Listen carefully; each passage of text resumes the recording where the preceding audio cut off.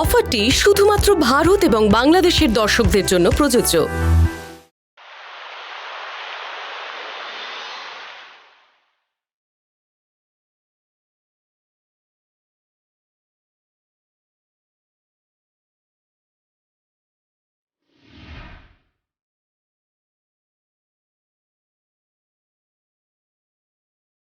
বাবা,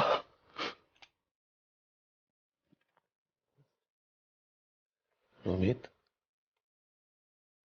কিরে?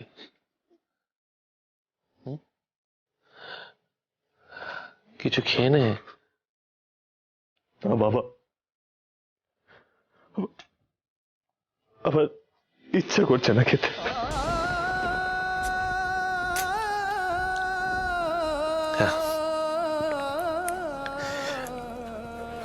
আমি বুঝতে পারছি এই সময় কারোরই খেতে ইচ্ছে করে না, কিন্তু মোমের কথা ভাব একবার। ও যদি জানতে পারে যে তুই বাড়িতে আছিস, খাওয়া দাওয়া করছিস না, ওর ভালো লাগবে বল? ও কি ভাববে?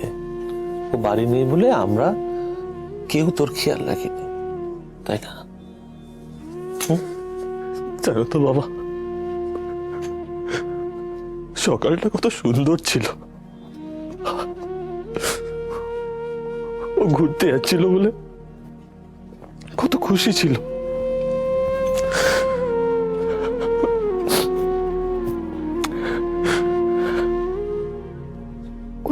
ও সব নিজের হাতে করেছিল, বুঝিয়েছিল, আমাকে কিছু করতে দেয়নি। তারপর না সব কেমন অগোছালো হয়ে গেল, জানো তো? সব অগোছালো হয়ে গেল সব।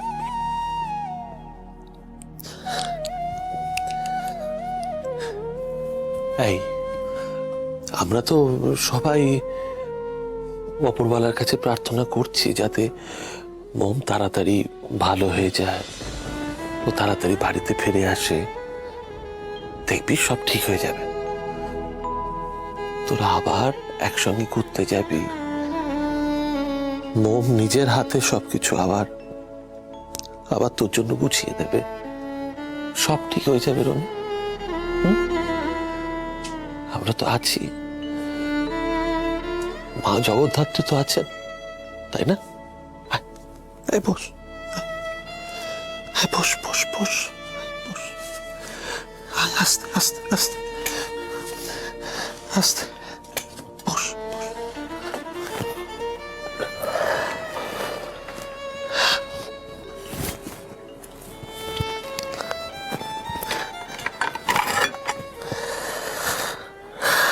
এবার একটু খেয়ে নে।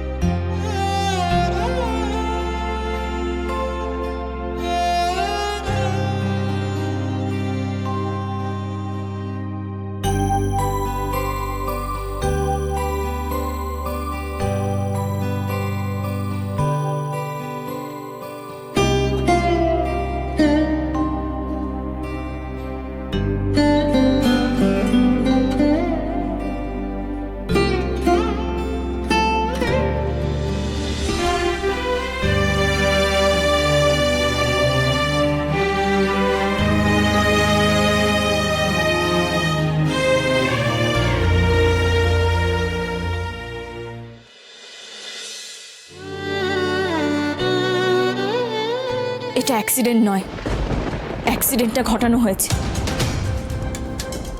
মানে? আমি রমিতকে জিজ্ঞেস করেছিলাম যে অ্যাক্সিডেন্টটা কিভাবে হলো। ও বলল গাড়িটা ব্রেক ফেল করেছে। পুলিশকেও নাকি ও তাই বলেছে। Brake fail? পালক, সেটা কি করে সম্ভব? এই গাড়িটা তো আগের সপ্তাহে সার্ভিসিং করানো হয়েছে। আমি গাড়িটা নিজেরও চেক করি, আর আমরা তো এই গাড়িটা নিয়ে আগের দিন ঘুরতে বেরিয়েছিলাম। এখানেই তো আমার সন্দেহটা হচ্ছে রিজু। অ্যাক্সিডেন্টটা ঘটানোর জন্য কেউ গাড়ির ব্রেকটাকে গন্ডগোল করে রাখেনি তো? দাদার মোমকে কে মারার চেষ্টা করবে? ওদের নয়, মারার চেষ্টা করেছিল আমাকে আর তোমাকে, কারণ ওই গাড়িতেই আমাদের যাবার কথা ছিল। যে কাজটা করেছে সে তো আর জানতো না যে ওরা আমাদের গাড়িতে যাবে আর আমরা ওদের গাড়িতে। কেউ হয়তো চায় না আমি শিবানীর পরিচয় খুঁজে বের করি, তাই আটকানোর চেষ্টা হয়েছিল। কিন্তু জানলো কি করে যে আমি আজ যাব? আমি তো কাল রাতে রিজুকে বললাম।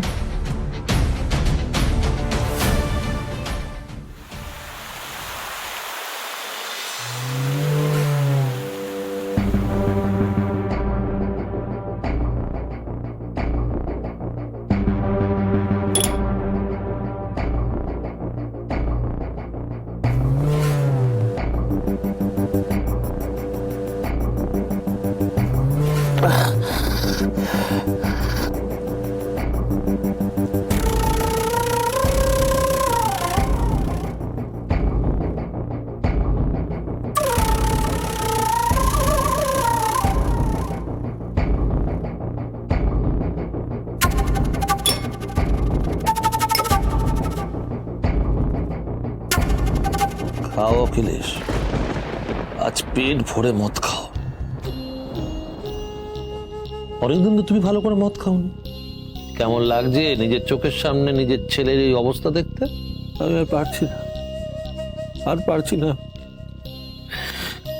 আমার ছেলে রমিত কত ভালো ছেলেও, হ্যাঁ, এর জন্য তো তুমি তাই অখিলেশ। তুমি লোক লাগিয়ে গাড়ির ব্রেকের তার কেটে রেখেছেন। আমি তো ওদের মারতে চাইনি। আমি তো রিজু আর পালককে মারতে চেয়েছিলাম। আমি রমিতকে কেন মারতে যাবো? রমিত তো আমার নিজের ছেলে। রমিত ওদের মারতে চাওনি, কিন্তু তোমার আরেক ছেলে আর বৌমাকে তো মারতে চেয়েছিলে। কপাল খারাপ তোমার অখিলেশ, ওরা গাড়িটা বদলা বদলি করে নিয়েছিল, না হলে আজকে রিজু আর পালক মরতো। আর তুমি মদ খেতে যন্ত্রণায় নয়, আনন্দে। You are a criminal Akhilesh.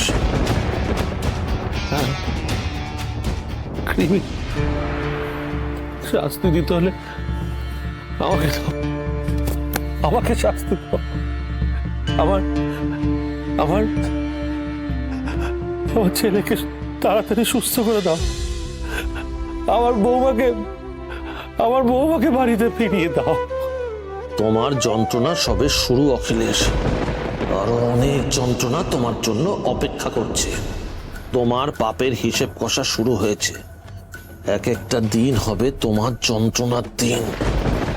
Crime does not pay.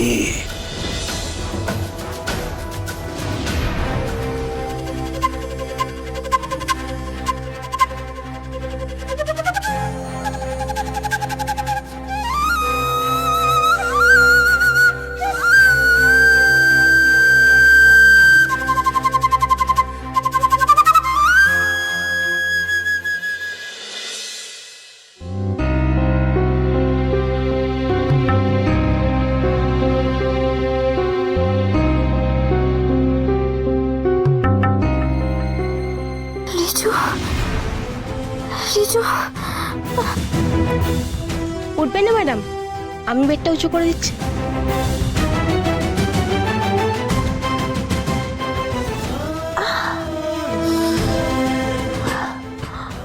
Sister sister Riju কোথায়? আপনার বাড়ির লোক? ওকে একটু ডেকে দাও না প্লিজ। দিচ্ছি।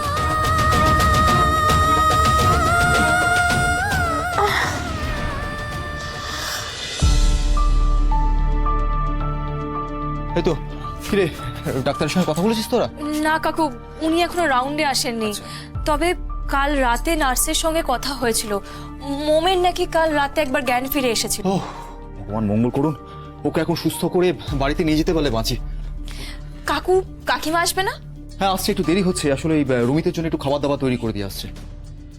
সেটা জ্ঞান ফিরেছে।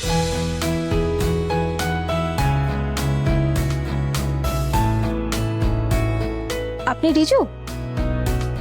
হ্যাঁ। আপনাকে উনি একবার ডাকছেন।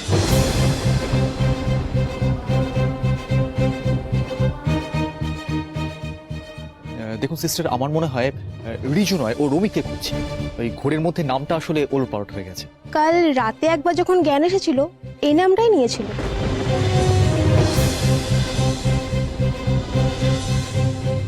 আমি ওর বাবা, আমি কি একবার ওর সঙ্গে গিয়ে দেখা করতে পারি? আসুন একজন প্লিজ, আসুন please don't mind.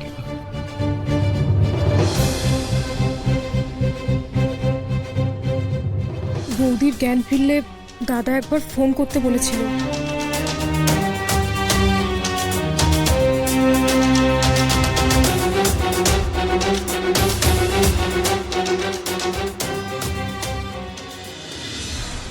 Good morning, কেমন আছেন?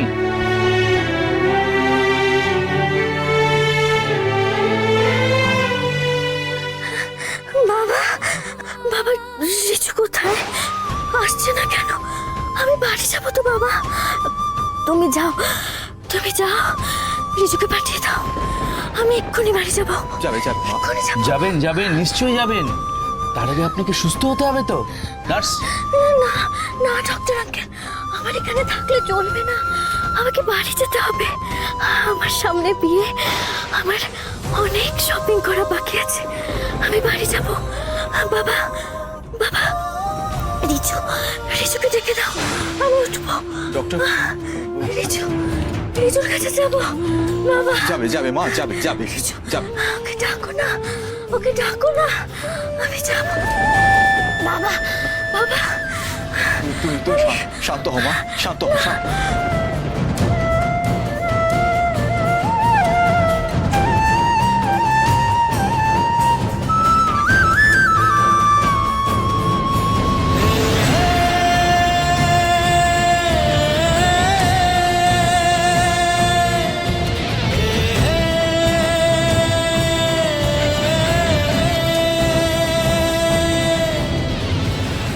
ডক্টর, আমার মেয়ে সব কি বলছে?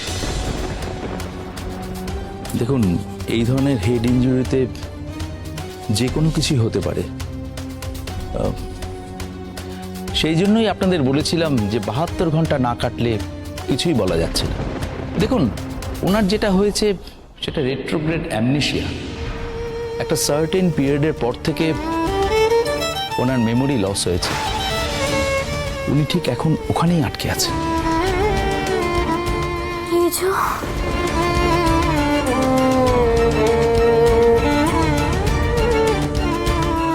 রিচু,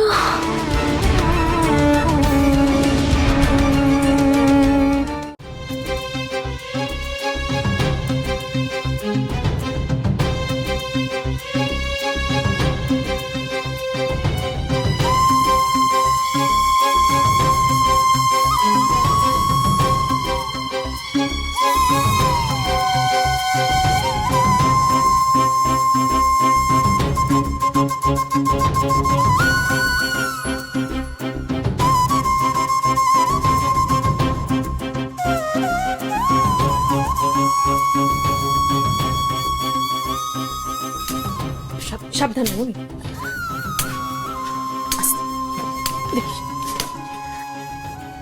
বলছি, মোমের জ্ঞান ফিরেছে?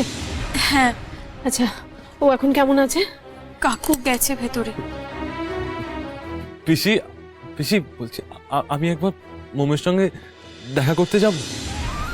রমিত, ডাক্তার সবাইকে যাবার পারমিশন দেয়নি। বালক, তুমি বুঝতে পারছো না।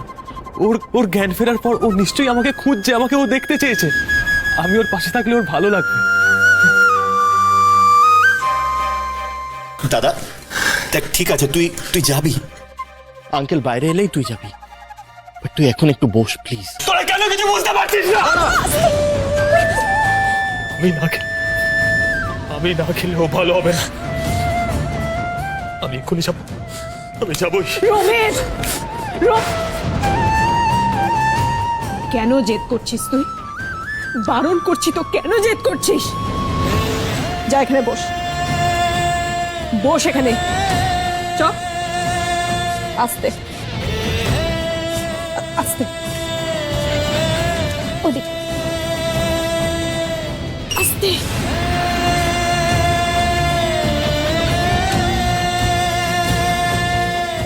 দেখ রোমিত, তুই তো মোমকে খুব ভালোবাসিস বল, তাহলে এখানে শান্ত হয়ে চুপটি করে বস আর ঠাকুরকে ডাক, মোম যেন তোর কাছে আবার সুস্থ হয়ে ফিরে আসে।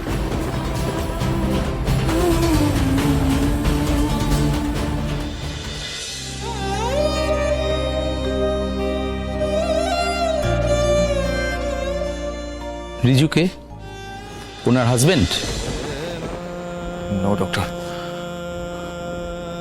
ওর দেওর। আশ্চর্য, উনি ওনার হাজবেন্ডের বদলে হাজবেন্ডের ভাইয়ের খোঁজ করছেন। আচ্ছা, ওদের মধ্যে কি খুব বন্ধুত্বের সম্পর্ক? আসলে খুব ক্লোজ না হলে ঠিক এমনটা হয় না। ওদের দুজনের মধ্যে রিলেশন ছিল ডক্টর। ইনফ্যাক্ট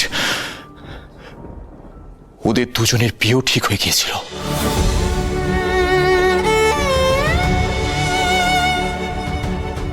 আমি মোমের স্মৃতিতে সিঁদুর দিতে পারবো না। এই বিয়ে আমি করব না।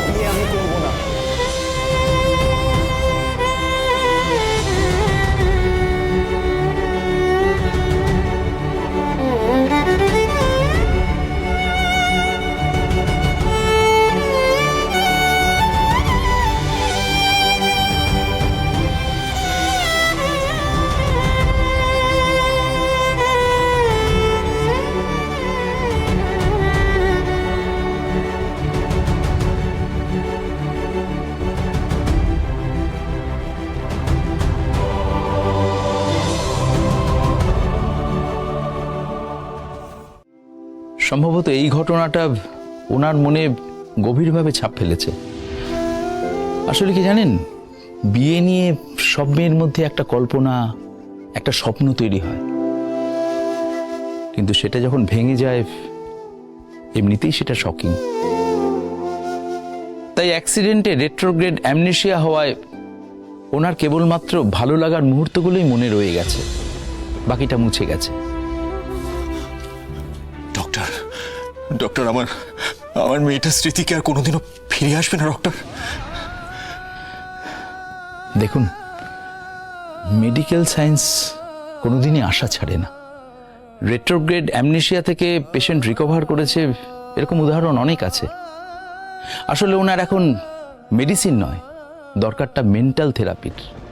দেখুন, কোনো রকম এক্সাইটমেন্ট ওনার জন্য ঠিক নয়। এখন থেকে আপনাদের সবাইকে ওনার মনের বশে চলতে হবে। উনি যে কাজটা করতে চাইবেন সেটাই করতে দিতে হবে। যে জায়গাটায় ওনার মেমোরি ঠিক থেমে গেছে সেখান থেকেই শুরু করতে হবে, আর তার জন্য রিজুকে এগিয়ে আসতে হবে, আর সবসময় থাকতে হবে ওনার সঙ্গে। ওনার সুস্থ হওয়া অনেকটাই নির্ভর করছে রিজুর ওপর। পথটা কঠিন, কিন্তু অসম্ভব নয়।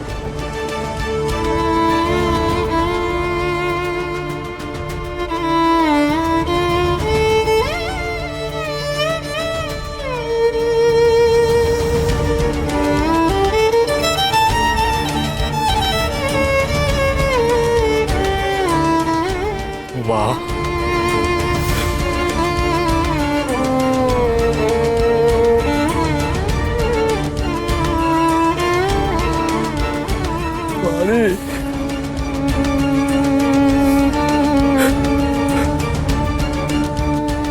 ভালো হয়ে উঠ মা।